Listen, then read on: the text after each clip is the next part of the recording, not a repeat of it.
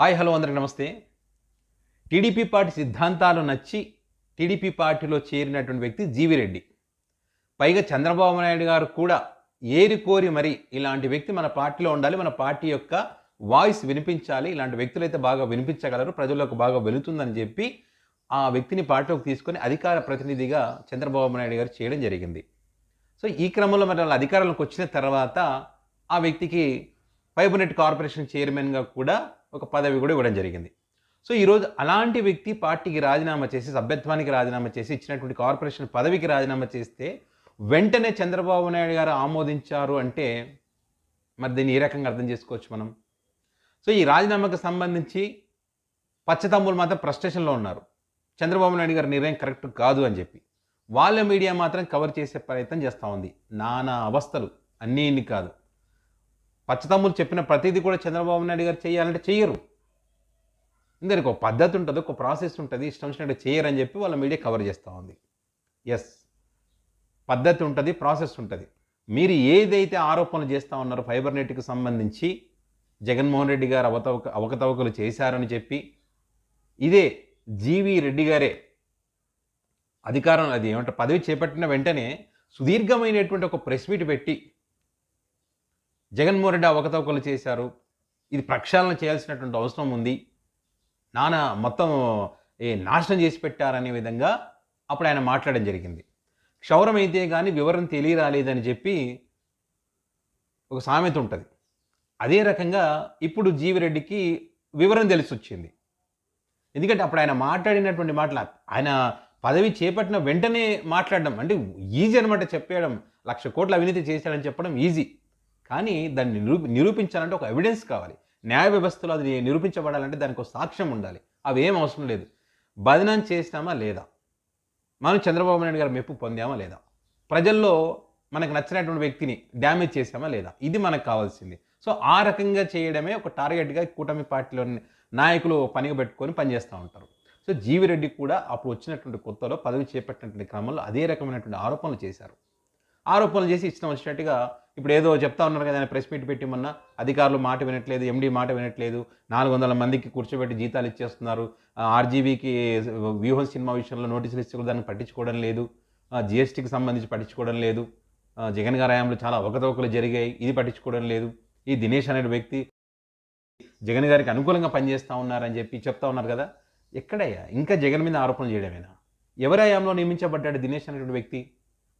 2024లో August నెలలో మీ కూటమి ప్రభుత్వం వచ్చిన తర్వాతనే కదా ఆయన నియమించారు. సో మీరు నియమించినటువంటి వ్యక్తి కూడా జగన్ గారికి సపోర్ట్ చేస్తున్నారని చెప్పి మీరు మాట్లాడుతున్నారు. నిజంగా సపోర్ట్ చేస్తున్నారంటే మీరు తప్పులు చేస్తున్నారని అనుకోవచ్చు. మీరే తప్పులు చేస్తారు, మీకు మధ్య ఏమంటారు సమన్వయం ఉండదు. ఈ సమన్వయం ఉండకుండా జగన్ గారి మీద నెట్టేసే ప్రయత్నం, ఇది చేతగానితనము అంటారు.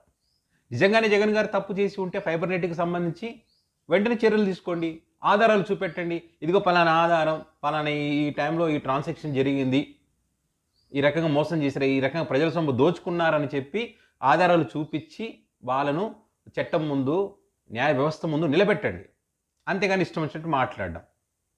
ఇప్పుడు జీవిరెడ్డి అదే రకంగా మాట్లాడారు. ఇప్పుడు ఆయనకు ఒక క్లారిటీ వచ్చింది. ప్రక్షాళన చేయాలంటే ఎక్కడి నుంచి ప్రక్షాళన చేయాలి? 2014 నుంచి చేయాలి.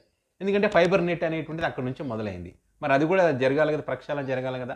మరి 2014 హయాంలో 333 కోట్లకు సంబంధించి అందులో 121 కోట్ల అవకతవకలు జరిగాయని చెప్పి పక్కా ఆధారాలు లభించినాయి కదా. మరి ఎక్విప్మెంట్ కొనుగోలు విషయంలో కానీ, టెండర్ల విషయంలో కానీ, రకరకాలుగా ప్రజల సొమ్ము ఏ రకంగా దోచుకోవచ్చు అనే దానికి సంబంధించి ఈ వేమూరి హరికృష్ణ అనేటువంటి ఒక వ్యక్తి, ఈ ఈవీఎంలకు సంబంధించి అరెస్ట్ అయినటువంటి వ్యక్తిని తీసుకొచ్చి చంద్రబాబు నాయుడు గారు పక్క ప్లాన్ ప్రకారం ప్రజల సొమ్ము ఏ రకంగా దోచుకున్నారు అని తెలుసు, దానికి పక్క ఆధారాలు కూడా ఉన్నాయి కాబట్టే ఫైబర్ నెట్ కేసులో ఆయన మీద, ఆ ఫైబర్ నెట్కి సంబంధించి ఆయన మీద కేసు పెట్టడం జరిగింది. సో మరి ఇవన్నీ ఇప్పుడు ఈయన ప్రక్షాళన అన్నప్పుడు ఒకటోటి బయటికి లాగుతున్నప్పుడు బయటకు వస్తాయి కదండి.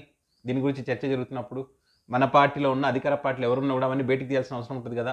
ఈ రకంగా చేస్తున్నటువంటి క్రమంలో మరి ఇక్కడ ఉన్నటువంటి అధికారులు కానీ, వీళ్ళ మధ్యలో కానీ, అధికార పార్టీకి చెందినటువంటి వాళ్ళు కానీ, మరి నారా లోకేష్ గారికి ఏం చెప్పారో, చంద్రబాబు నాయుడు గారికి ఏం చెప్పారో తెలియదు కానీ, మరి అధికారులు వాళ్ళకి ఏం చెప్తున్నారో, వాళ్ళ అధికారులకు ఏం చెప్తున్నారో తెలియదు కానీ, అధికారులు జీవిరెడ్డికి సహకరించినటువంటి పరిస్థితి ఉంది. సో సహకరించడం లేదు కాబట్టే పైగా ఈయన వెళ్ళి లోకేష్కి చెప్పాలన్నా, చంద్రబాబు నాయుడు గారికి చెప్పాలన్నా అపాయింట్మెంట్ కూడా దొరకనటువంటి క్రమంలో ఆయన ప్రెస్ మీట్ పెట్టి ఎండీ కానీ అధికారులు కానీ ఈ రకంగా వివరిస్తున్నారని దానికి సంబంధించి ఆయన మాట్లాడడం, మరి 4 గోడల మధ్య జరగాల్సినటువంటి వ్యవహారం అంతా కూడా నలుగురు మధ్య జరిగినప్పుడు వాళ్ళకి సంబంధించినటువంటి రహస్యాలు, అవినీతి ఇవన్నీ బయటికి తెలిస్తే ఈ సమస్య వస్తుంది కదా, అసలుకే మోసం జరుగుతుంది కదా. సో ఆ ఉద్దేశంతో మరి ఆయన పిలిపించుకొని చంద్రబాబు నాయుడు గారు సీరియస్ కావడం, ఈ రకంగా ప్రెస్ మీట్ పెట్టి మాట్లాడకూడదు, మాట్లాడితే ప్రభుత్వానికి నష్టం జరుగుతుంది, అధికారులను ఇబ్బంది పెట్టకూడదు, అధికారులకు సహకరించి పనులు చేసుకోవాలి అని చెప్పి చంద్రబాబు నాయుడు గారు క్లాస్ వీకడం. ఆ తర్వాత క్లాస్ వీకినటువంటి క్రమంలో మరి పార్టీ సిద్ధాంతాలు నచ్చి పార్టీ నచ్చినటువంటి క్రమంలో ఆ పార్టీలో చేరినటువంటి జీవిరెడ్డి ఎంత అవమానం జరిగితే, ఎంత ఇబ్బందులుగా ఉంటే ఆయన అక్కడ ఎంత ఇమడలేకపోతే రాజీనామా చేస్తారనేటువంటిది అర్థం చేసుకోవాలి మనం. సో ఆయన ఇమడలేకపోయాడు కాబట్టే ఇది అసలుకే మోసం జరిగేటువంటి అవకాశం ఉంది. దీంట్లో చాలా పెద్ద ఇది మోసం జరుగుతూ ఉంది కాబట్టి ముందు జాగ్రత్తగా మనం పక్కకు వెళ్ళడమే బెటర్ అనుకునే ఉద్దేశంతోనే మరి ఆయన పార్టీకి కానీ, సభ్యత్వానికి కానీ, చైర్మన్ పదవికి కానీ రాజీనామా చేశారనేటువంటిది పొలిటికల్ సర్కిల్లో గట్టిగా జరుగుతున్నటువంటి చర్చ. సో ఆ కారణంగానే ఆయన పక్కకు వెళ్ళారు. సో చంద్రబాబు నాయుడు గారు కూడా ఈ వ్యక్తిని ఇదే రకంగా మనం ప్రోత్సహిస్తే, ఆమోదించకపోతే రాజీనామాని మళ్ళీ రేపు 2-3 రోజుల తర్వాత ఇదే రకంగా ప్రెస్ మీట్ పెట్టి ఇంకా ఏమేమి జరుగుతున్న విషయాలు కూడా చెప్పేటువంటి ప్రయత్నం చేస్తారు. కాబట్టి చాలా ఇబ్బందులు ఉంది. పైగా ఈ ఫైబర్ నెట్కి సంబంధించి తనపైన కేసు ఉన్నటువంటి క్రమంలో ఇది ఎక్కువ చర్చ జరిగిందనుకోండి, ఖచ్చితంగా రానున్న రోజుల్లో ప్రభుత్వాలు మారితే మాత్రం ఖచ్చితంగా దీని ఎఫెక్ట్ పడుతుంది. కాబట్టి అందులో భాగంగానే ఈ రాజీనామాలు కానీ ఈ వ్యవహారం అంతా కూడా ఒక్క జీవిరెడ్డి రాజీనామా ఆమోదిస్తే ఇప్పుడు పచ్చతమ్ముల నుంచి ఏదైతే వ్యతిరేకత వస్తూ ఉందో ఆ రకంగా రాకూడదంటే ఏం చెయ్యాలి? ఈ ఎవరైతే అధికారం మీద ఆరోపణలు చేశారో సహకరించడం లేదని చెప్పి దినేష్ కుమార్ని కూడా బదిలీ చేయడం జరిగింది. సో మరి చర్చ జరుగుతున్నట్టు వాళ్ళందరినీ పక్కన పెట్టారు. రెడ్డి సామాజిక వర్గాన్ని పక్కన పెట్టారు, దినేష్ని పక్కన పెట్టారు. ఇప్పుడు ఎవరు వస్తారంటే ఏమని చర్చించుకుంటున్నారంటే మురళీమోహన్ రావచ్చు, అశ్వని దత్ రావచ్చు, ఉన్నారు కదా కొంతమంది, వాళ్ళంతా ఈ ఫైబర్ నెట్ కార్పొరేషన్ చైర్మన్ పదవులు చేపట్టే అవకాశం ఉంటుంది. లేదా పవన్ కళ్యాణ్ గారు ఎవరైనా రికమెండ్ చేయొచ్చు. సో వాళ్ళు వస్తే తప్ప వీటికి సంబంధించినటువంటి 4 గోడల మధ్య జరిగేటువంటి వ్యవహారాలు బయటికి రాకుండా ఉంటాయి. అధికారులు కూడా ఇప్పుడు వాళ్ళకి సహకరిస్తారు, ఎందుకంటే వాళ్ళు చెప్పినట్టు వినాలి కాబట్టి. సో ఇంత తతంగం జరిగింది కాబట్టే ఈ రకంగా ఆయన రాజీనామా చేశారనేటువంటిది చర్చ. మరి పాపం పచ్చదమ్మలకి తెలియదు కదా ఇదంతా.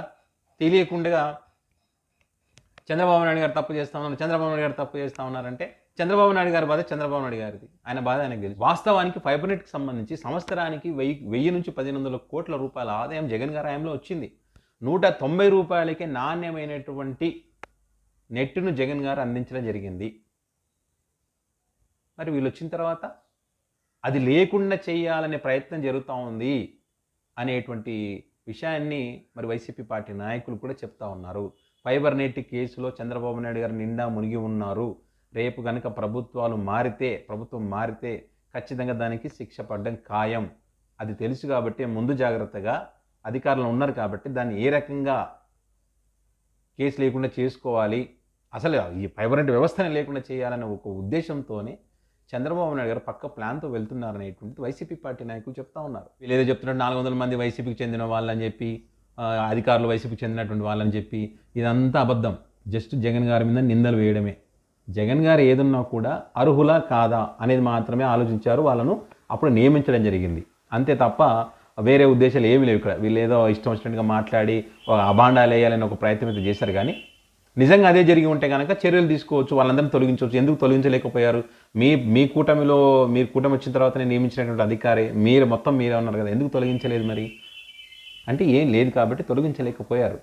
సో ఈ రకంగా జీవిరెడ్డి రాజీనామాకు సంబంధించి రకరకాల చర్చ అయితే జరుగుతూ ఉంది.